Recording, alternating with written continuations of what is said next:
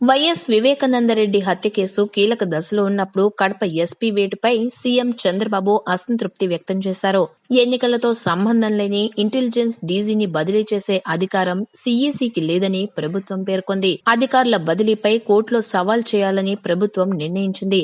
అలాగే హైకోర్టులో lunch motion ను మూవ్ చేయాలని టెలికాన్ఫరెన్స్ లో అధికారులకు సీఎం ఆదేశించారు. నిఘా విభాగం బాస్ ఏబి వెంకటేశ్వరరావు మరో 2 ఎస్పీలను ఎన్నికల కమిషన్ రాత్రికి రాత్రి బదిలీ చేసింది.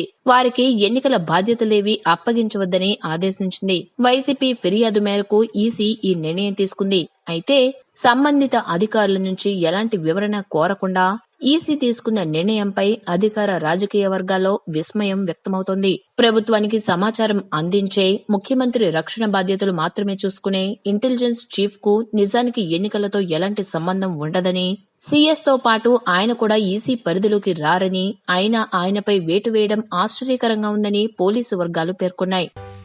ఈ వీడియో కనుక మీకు నచ్చినట్లయితే లైక్ చేయండి, మీ ఫ్రెండ్స్కి షేర్ చేయండి. ఇలాంటి మరిన్ని ఇంట్రెస్టింగ్ వీడియోస్ కోసం మా ఛానల్ని సబ్స్క్రైబ్ చేసుకోండి.